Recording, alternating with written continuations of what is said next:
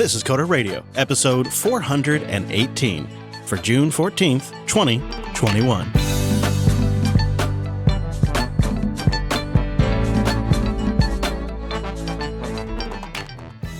Hello, friend, and welcome into Jupiter Broadcasting's weekly talk show, taking a pragmatic look at the art and the business of software development and the world of technology. This episode is brought to you by a cloud guru. A cloud guru now has the cloud playground, Azure, AWS, and Google's cloud sandboxes on ACG's credit card, not yours. Get certified, get hired, get learning at acloudguru.com. My name is Chris, and helping me sort through this world of technology, it is our host, Mr. Dominic. Hello, Mike. Hello. Hello, handsome. How are you doing over there? I am great. I'm luxuriating in my AirPods Max as usual. Oh, with your spatial audio? I'm hearing every angle of you, Chris. Are you actually on the AirPods Max right now? I am, because the venerable headphones you sent me years ago have finally crapped out. And how does it work for this job, for this particular task? It just sounds like regular headphones. I got to admit, I'm a sucker for the music gimmicks. I was the guy who got big into DVD audio back in the day when that was... Oh, no. Oh, yeah, it sounded amazing. Screw CDs. DVD audio, man. That's right. I'm the guy that has a ridiculous amount of gigs of FLACs of his favorite tracks on his Plex server, and he streams it using Plex amp to his phone, so that way he can have high-quality audio on the go. So... when any kind of large presence music service starts talking about lossless audio and spatial audio in the case of Apple, I actually perk up a little bit, because I got to admit something, man. I can sometimes, I'm actually ashamed to say, because it's kind of embarrassing, but I can actually get a little teary-eyed sometimes when I'm hearing just gorgeous music, something really sounding good. It just gets me right in the damn feels. And so...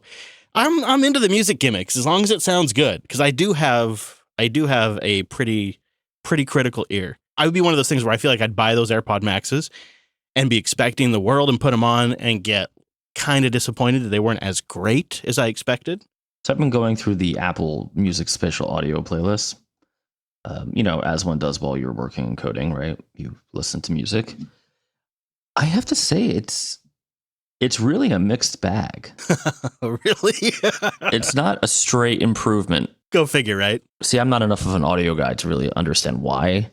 A lot of the 90s rock stuff that I would be listening to is really just awful. The few that have been spatial audio-ified, right? It's like maybe they had to go back to original masters that just weren't that great or something. I guess, but then if you listen to anything super new, especially pop, right? It's actually pretty good, right? Anything that's overproduced, Katy Perry, that kind of thing, you're in good shape. Yeah. I don't know. It's I like it overall, but definitely not your Green Day is not coming out great. Yeah, that's one of the things, that's going to be hit and miss, is how good is the original audio. It's the positive is that they have to go back to original source, and so sometimes it just sounds incredible, but the negative can be if what they're going back to isn't that great, garbage in, garbage out. True. Could be the problem. Well, while we're talking about kind of expensive things that touch our bods, I am embarrassingly into my launch now. Yep, same. Didn't know if it'd take like this, but here's how I knew I was really liking this new keyboard. So the System 76 launch, this is my week and a half point with it. I think maybe I'm almost at 2 weeks right now. And I actually miss not using it when I'm not in the studio. And when I get back in the studio and start using it again, it's a joy to return to. And it's oh, look at me, I'm typing fast again. And honestly, that's the benchmark as far as I'm concerned. This is my favorite right here. Probably my favorite all-time keyboard. Yeah, I love it. I have one too. I think we have the same switches, right? Yep. Non-sponsored. Both you and I paid for our keyboards. Yes, much to my chagrin. Wouldn't that be great, getting free keyboards? But nope, we bought them, and we paid for them with our own hard-earned dollars, and we just really like them. And God, it's pretty cool. And so here it is. And because I feel like a keyboard like this, your first impressions after a week, that's one thing. But then going into using it for a couple of weeks and then long term, that's really what's going to matter. So I'll check back in after a few months have passed, or maybe just from time to time we'll check back in, because it's also part of that longevity that's going to really matter. Before we go too far into the show, I want to mention that our friends over at Cloud Guru have a free course on Podman containers this month. Now, Podman is an alternative to Docker that's getting a lot more adoption. It's a OCI container standard now, and why not take this time to learn about Podman? It gets a lot of buzz, and it offers a lot of benefits, like no daemon required to actually run Podman. So ACG has hands-on with Podman containers on Linux free for the month of June, and in that course, you'll learn what containers are and how to use them, how to manage containers, and specifically how to manage them using Podman, Podman's tools, how it interacts with Kubernetes and systemd, and how to manage a lot of them in Cockpit, which is a graphical front end, a web-based graphical front end, which is extremely handy to manage your Podman containers. So we'll have a link in the show notes. The URL is kind of long, but you could also just search for hands-on with Podman containers. And that could be a great way to get started with not just containers in general, but the up-and-coming kind of like Docker alternative, really. They're pretty nice. So Podman is something I suggest you check out. We'll have a link to that in the show notes. But in the meantime, let's get to our emails. Listener Alex wrote in to scare the out of me all over again. He writes, "Hey guys, a few episodes ago, I think you and Chris were lamenting all of the existential attacks on the Linux desktop for programmers and power users out there. I know you and Mike can both appreciate a good CLI tool and being able to automate tasks via bash and other scripting methods, even the ability to audit or trust code that you compile yourself. And this is the moment, reading this email, Mike, that I thought, this is the moment he's going to talk about why Linux is great because of bash and scripting, right? Like I was getting myself all built up for like a pro Linux email." I like that he set you up for a fall. He really did. He says, "I, like Mike, really can't be bothered to get into the weeds of my computing devices anymore." Referencing the busy dad thing from last week. Yeah. Says, "I wrote in a while ago about my 2020 MacBook Pro, all decked out with 32 gigs of RAM. Well, it's been a little while, and now I have to say I'm super impressed with how this Intel Mac has performed, even running Docker, Firefox, Google Hangouts, all of it at the same time. It doesn't really get that warm. I mean, yeah, it gets a little warm, but the fans seem to manage it just fine and don't scream at me. I love the build quality. The keyboard's great now, and the display is fantastic. The disk is screaming fast, etc., etc. And honestly, macOS mostly stays out of the way. It looks nice, and I like how most things are integrated. I spend most of my day in Slack with a browser open, usually on full screen on another monitor, and then Vim open on my main monitor in my terminal in front of me. I use Brew to install the GNU core utilities, which I use all the flags I learned from my Linux days. With GNU userland mostly installed, a terminal, a browser, and a really high-end laptop with an amazing trackpad and keyboard, I really don't see any reason to run Linux on the desktop.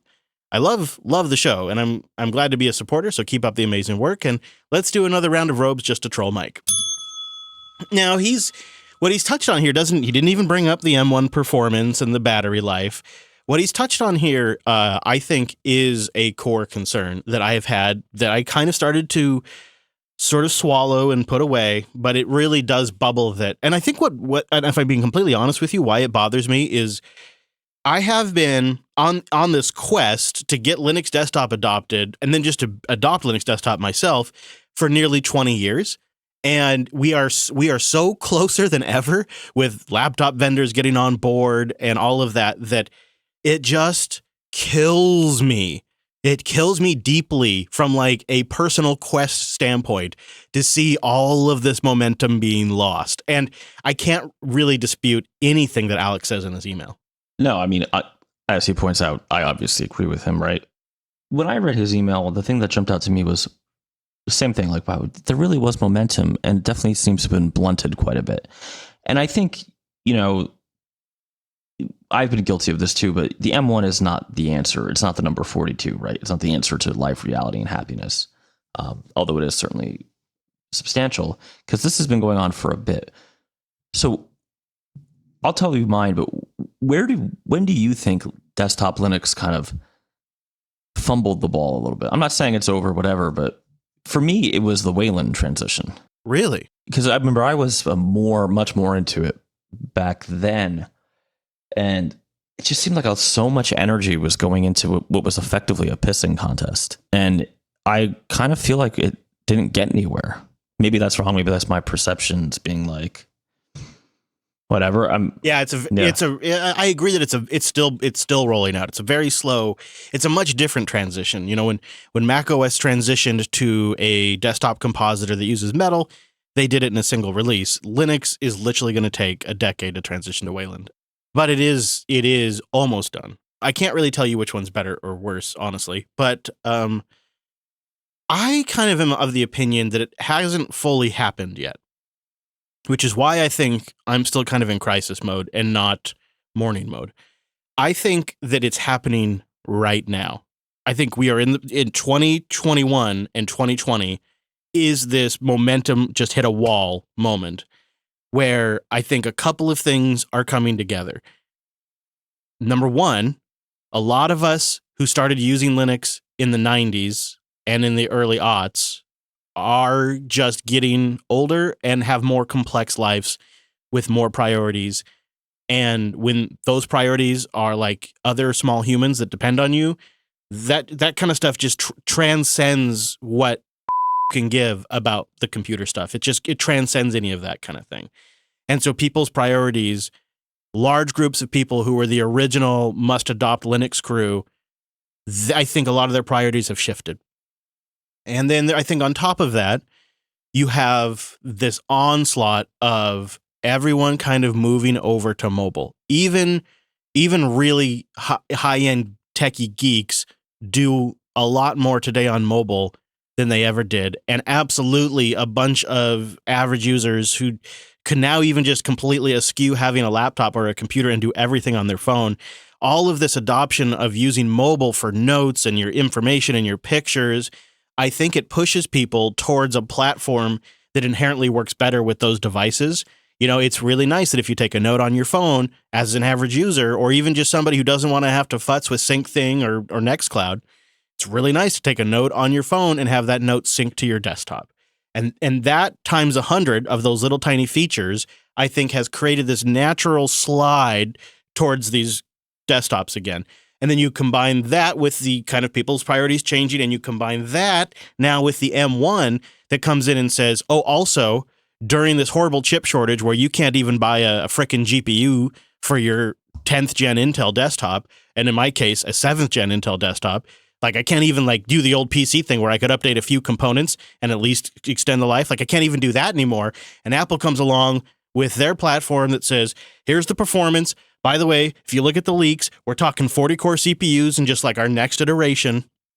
And you look at that performance story, you look at that transition, you look at that battery life, and I think those three pillars of what I define as a wall have come together, and Linux desktop momentum is smacking into it.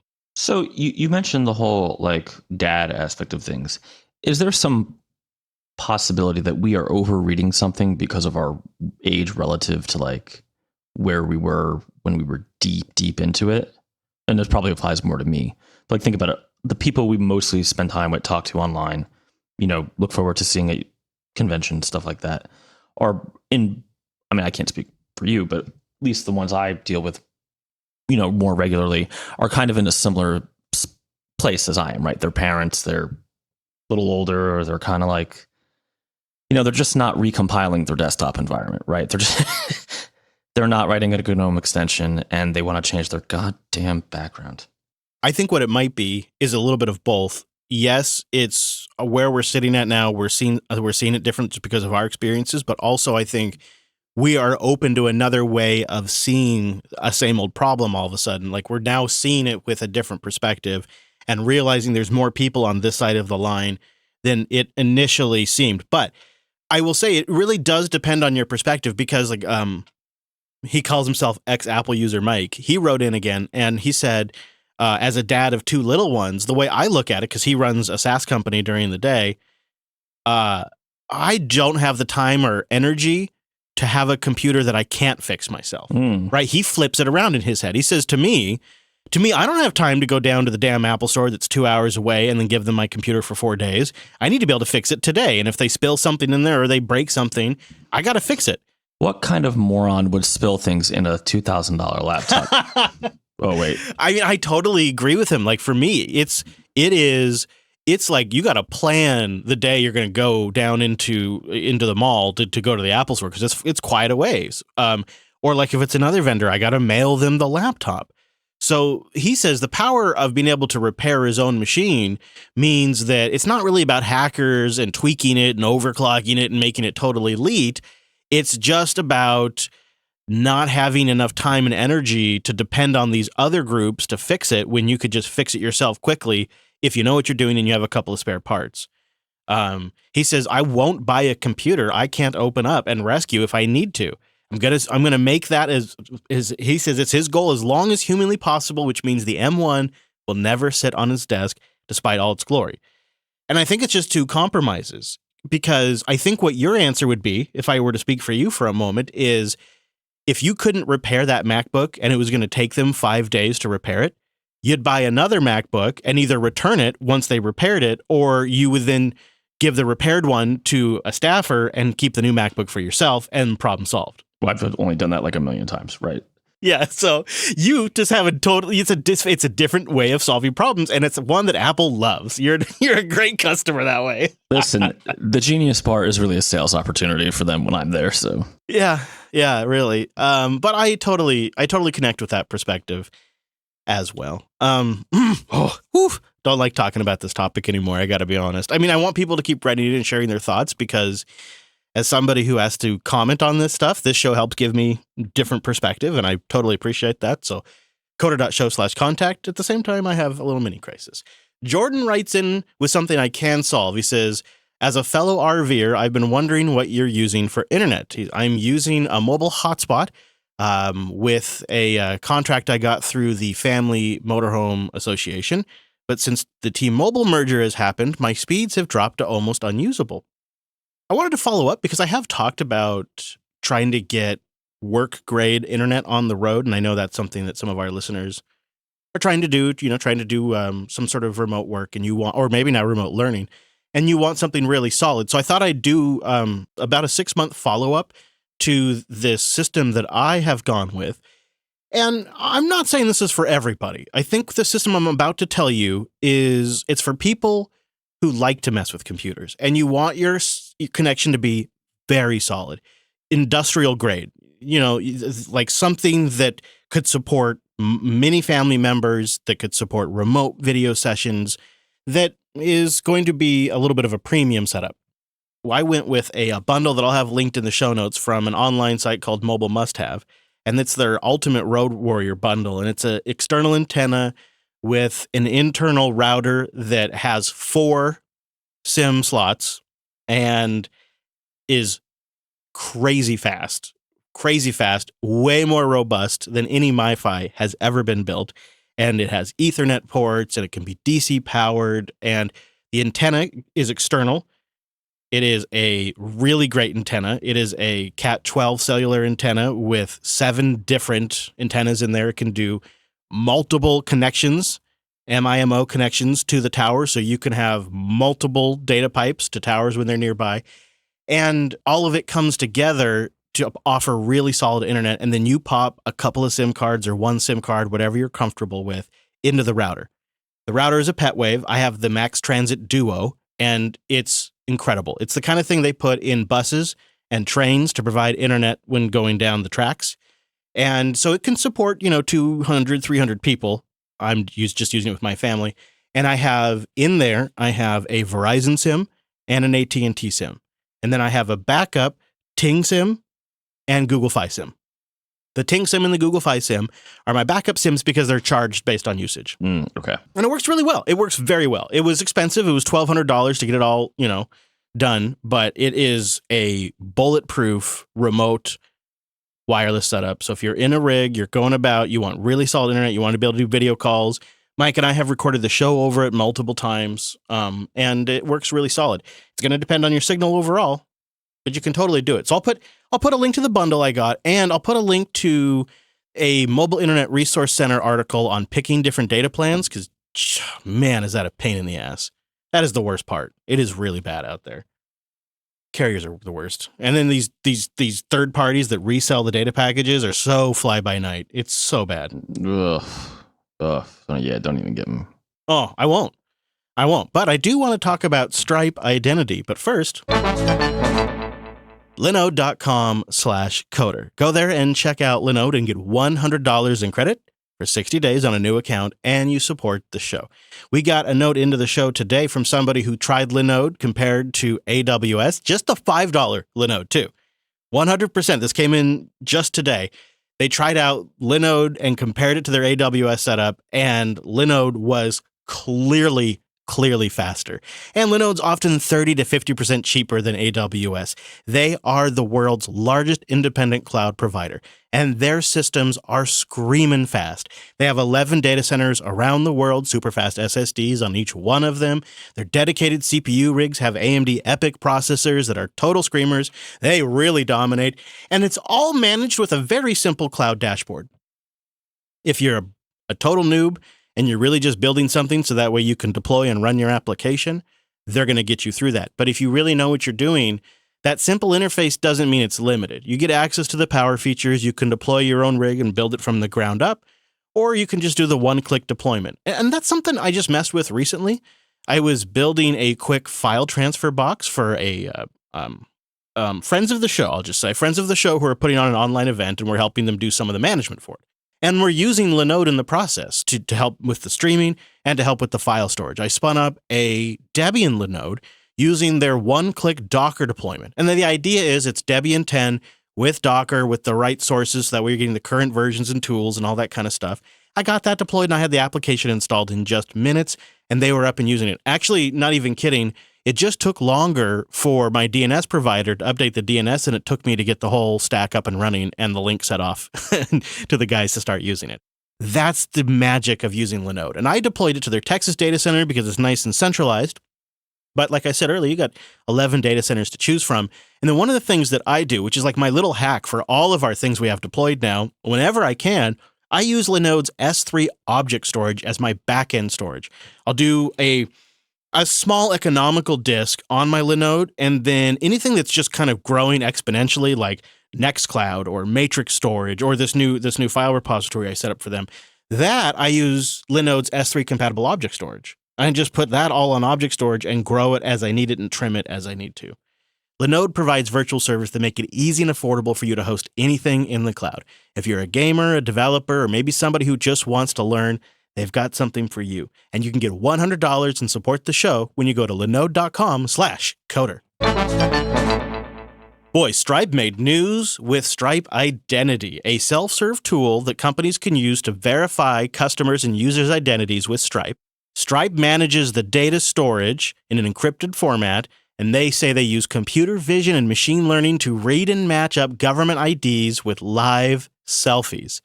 And they say for the end user, like the developer that's deploying it, the entire thing can work in as little as 15 seconds. The service is launching this week in beta and in 30 countries eventually. No word on the cost. It will be charged per transaction, but Stripe is not talking about those fees at this moment. What do you think of Stripe Identity? You know, it's interesting how efficient it is. Although I'm not sure I would ever want to, as a user, have this in an app I use. So I did some digging. The third-party developer will get access to the actual images you're sending. So it's not just like Stripe does like like they do with the credit card charges, where it's just like an up or down approved. This is, they get it and they get the picture of your driver's license or whatever. That makes me a little not a fan of that. Not a fan of that. No. I guess the alternative would be, let's say it's for sake of argument, it's like a crypto exchange. Like, because I know, when you buy Coinbase, they make you verify your identity and that kind of stuff. Would you rather that each one of these crypto exchanges rolls their own identity management system because they have to get your identity to follow the federal laws? The banking laws, yeah. See, I guess that's what it is, right? I rather Stripe. How can I say this? I guess you're right. I trust Stripe more than I trust random crypto, contractor building some website somewhere. Yeah, it's not ideal. No. What's wild, right, is because Stripe is sort of, their brand is built on protecting the credit card information, like the developer or the end user of the Stripe API. They never see the credit card info. They don't have to worry about PCI level compliance. Like, Stripe manages all of that. And so, like, you can't get the info out of Stripe as a developer. But with this, you can, and it's, boy, that just doesn't seem right. And I guess Stripe has said they're going to put limitations on what the secret key can get access to. But even then, in that scenario, it's It's dependent on the developer using the API to determine how much they store. Like they still just decide, well, we won't pull the information even though we could. Like that's not really much of a fix. Well, right. And now it becomes, well, what if the developer's like key got out? Does that mean any user whose ID is in this Stripe system, a malicious attacker could in theory just like make the API calls pretending to be the developer and get all their information? Yeah. I mean, it sounds like possibly. Indeed. But still better than them implementing their own app with some sort of SQL backend that you absolutely. Yeah. And putting everything in an S3 bucket that's set to public. But again, nothing stops them from using this and then still putting everything in an S3 bucket. Yeah. Well, and I was seeing it argued potentially that due to the compliance issues, like if the feds ever came knocking on, say, like this Coinbase alternative, they themselves are supposed to have a copy of the IDs. So it could be some compliance thing there, but I don't know. Maybe we'll see some evolution on this. Stripe does seem to be listening. Like they're in the Hacker News comments, people that are all fired up about this. From a tech standpoint, though, interesting that they're using computer vision and machine learning to take a selfie. You take a selfie. This is how it works on this app is you take a selfie and then their back end matches it to government IDs based on the metrics that they can pull, the biometrics that they can pull from, points on your face. From the images, yeah. That's impressive. That's pretty wild. They have a decent demo of it on their website that kind of shows you how it works with a animation. But I am impressed by that. And I looked into kind of try to get a sense of what else was happening in this space. And it kind of seems like it's a bit of a crap show. There's several small startups that are trying to offer stuff like this. There's some banks that are promising like pie in the sky blockchain solutions, but they haven't delivered anything. And then there's a bunch of people rolling their own solutions for ID verification. And it just seems like it was just this huge market potential that's just been sitting there that Stripe is very obviously well positioned to grab and start offering identity services. There's going to be just even more uses for that online, for better or for worse, over the years.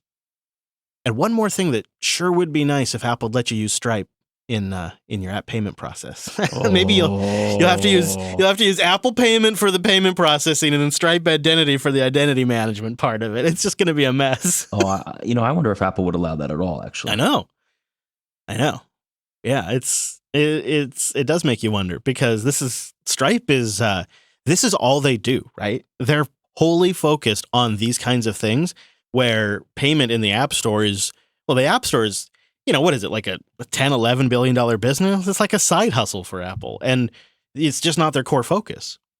I suppose with Apple Pay, maybe a bit more. But could be underselling it a bit. But Stripe, they're hungry for it. I guess I think I actually ultimately like this. It's better than all the crappy alternatives. That's just the pure pragmatism of it is where I come down on it, is that I like it better than anything else that's out there right now. And Stripe seems like a company well positioned to pull it off. The user convenience, the user experience of going through and verifying your identity has been such a crappy experience where you're trying to take a horrible picture of your driver's license here in the States or whatever, and there's a reflection on it and it can't get it quite right. And so you get denied just because of that. And it's extremely frustrating. And they're offering something that everybody knows how to take a selfie. It's built on a brand that people already trust, and they've already got customers like Discord that are actively using it for their verified bot program today. So it's going to be it's in beta, and it's by the time you're using their embed code to build this into your project, this is going to be pretty well tested. That might be the ultimate thing about it, is that it's going to be so frickin' simple now for developers to use this that it's just going to get adoption. You're just going to drop it in your app and it's good to go. I mean, even, JB has a Stripe account for like some of our garage sale stuff. It's just, Stripe is just so universal now. Oh yeah, no, we have a Stripe account too. I mean, I think everybody does at this point. Datadog.com/Coda Radio. Analyze code level performance across your environment and troubleshoot issues faster with Datadog. What tools are you using now to communicate to your entire team and visualize what's going on with your entire stack? Datadog does it all. And Datadog has this continuous profiler that automatically collects information across your production servers all the time. The entire stack, from the metal up, so you can analyze any of your data, take a snapshot in time with minimal overhead, and then view it all in these gorgeous dashboard. You get a unified picture of your environment. That right there is game-changing. Then, using their tools, you can correlate code performance metrics with your other monitoring metrics on your servers and get real-time information right there. With over 450 integrations with enterprise applications, you can get stats from them, pull that in as well. You get this tracing, you get log management, and you get that continuous profiler all in one platform. It enables you to pinpoint the root cause of issues faster than ever and communicate efficiently with your team. So go try out Datadog for free for 14 days by visiting datadog.com/CodaRadio. That's datadog.com/CodaRadio. And for a limited time, if you start a free trial and you create just one dashboard, one beautiful dashboard, you'll get a free Datadog t-shirt. That's right. 14 days, free trial, and one dashboard, you get a free t-shirt. And they're pretty dashboards. So that's a win-win. Datadog.com/CodaRadio. You go there, try them out, and also, I should toss in there, you support the show. Make it possible for this here humble Coda Radio program to be a free production. Even with all the care and love and time, it's still free thanks to your support and Datadog's at datadog.com/CodaRadio. So a couple of just really basic things that we learned after WWDC. Number one is macOS 12 is getting serious virtualization. Apple has been slow cooking a fork of FreeBSD's Beehive for a while, and now they're adding VirtIO support. Now, VirtIO support means this is a legitimate VM solution that perhaps could tie in hardware devices like eGPUs, physical disks, network cards that can be allocated to your virtual machines. And the virtualization framework in macOS 12 is also getting a DFU mode for dealing with Apple Silicon Macs as guests, importing USB devices directly to the guest system, and a bunch of other stuff. So virtualization in macOS 12 is going to be nearly on par with virtualization on a Linux desktop. I think KVM in the Linux desktop still has it built, or still has it beat, I should say. But in terms of raw functionality, macOS 12 is going to be more on par now. And they may even put it over the top if some great front ends, like something from Parallels or VMware gets built on top of that. But as of right now, this is all just framework stuff that isn't necessarily exposed via anything in the macOS UI. So it's there, but I don't know if you're going to use it. I wouldn't be surprised if Parallels adopts this pretty quickly, right? I mean, this is it's a pretty common use case. Virtualizing Windows, virtualizing other systems. I virtualize Linux on my iMac. I virtualize Windows. Anything that makes that better, I'm down for. Yeah, especially if you can start passing through hardware devices, so the VM just sees them directly attached to them. That's nice, and that's the big thing that they're adding. A couple of other just small things that I just think are noteworthy, and Apple didn't think they were worth touching on during the keynote, but I think a lot of people disagree.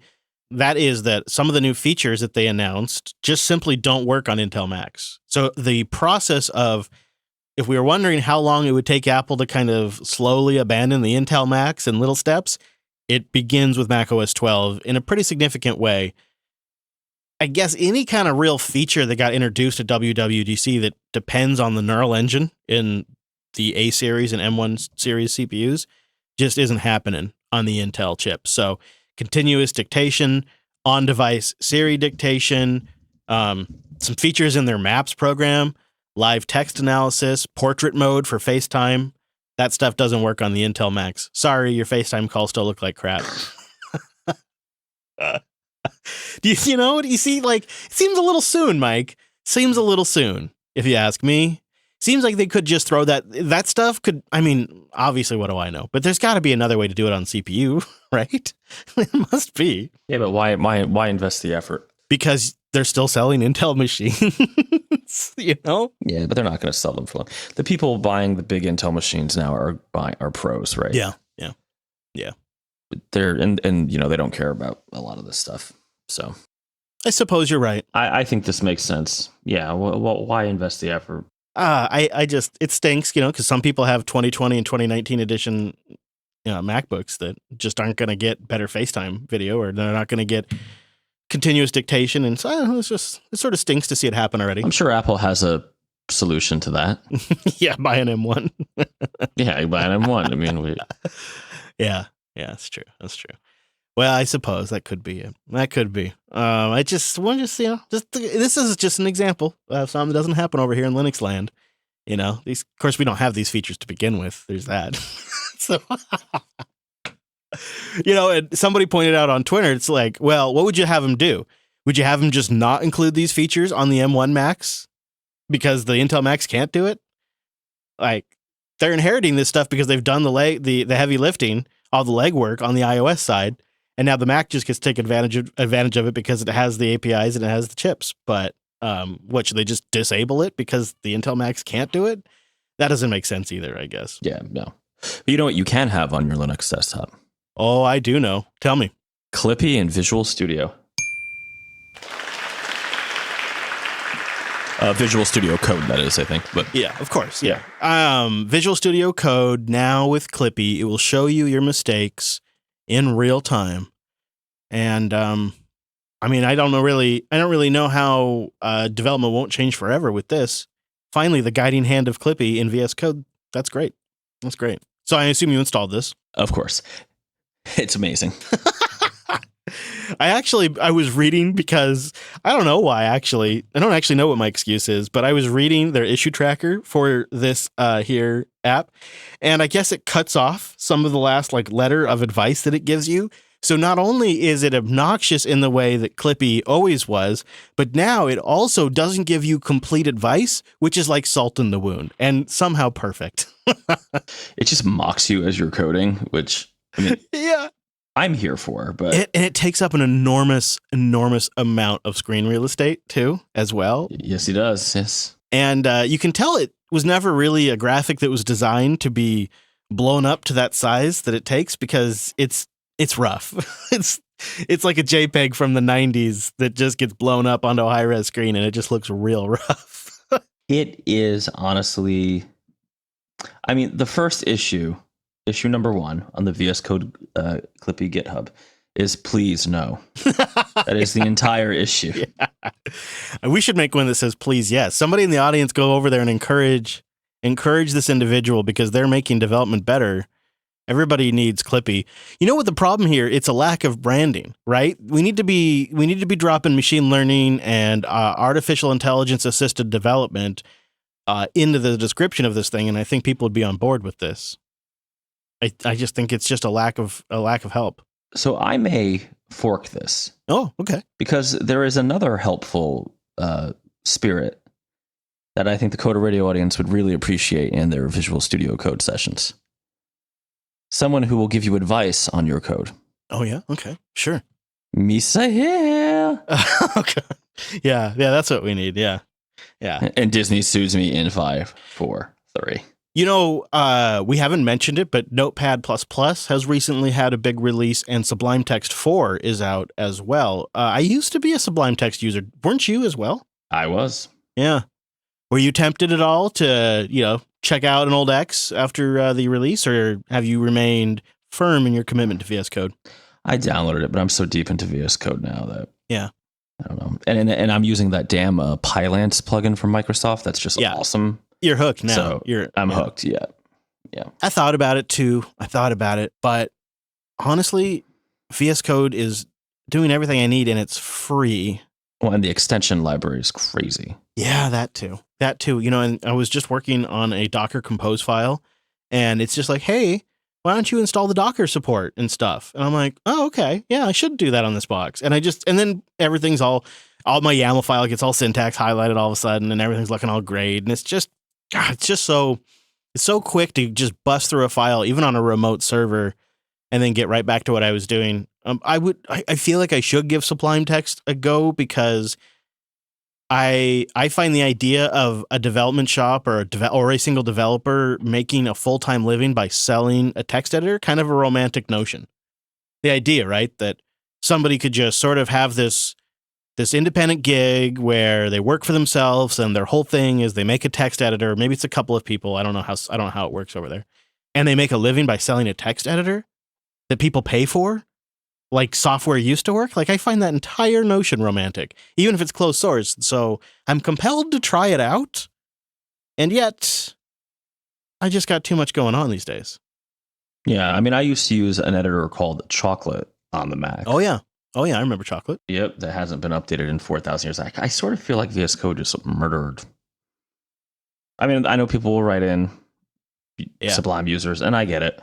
I don't know. Maybe I will try it out, but Maybe there's a space for both. Maybe.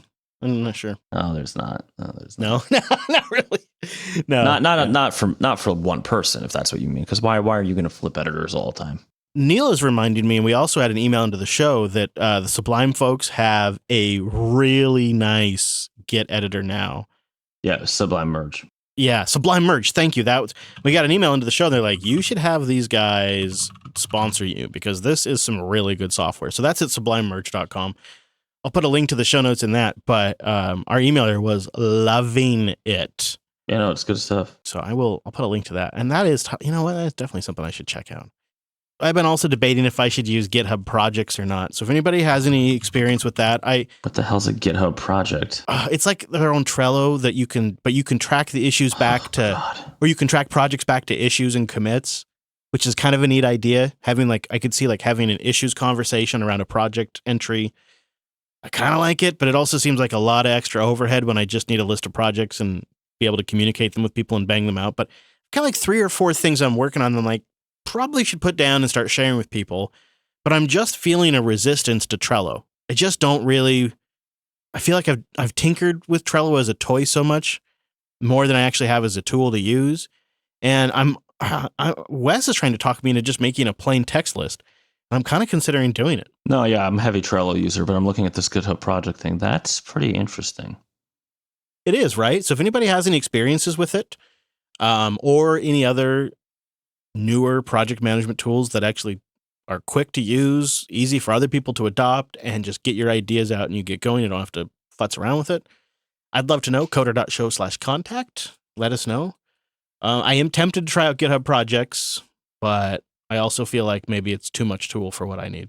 Fussing about the tools again and not actually doing the work. That doesn't sound like me. No, not at all. That's Never. We don't do that. Never. Thank you to the QA team out there. Thank you very much. You get the Coderly Report. You support the show, which we really appreciate. And of course, you get the limited ad feed.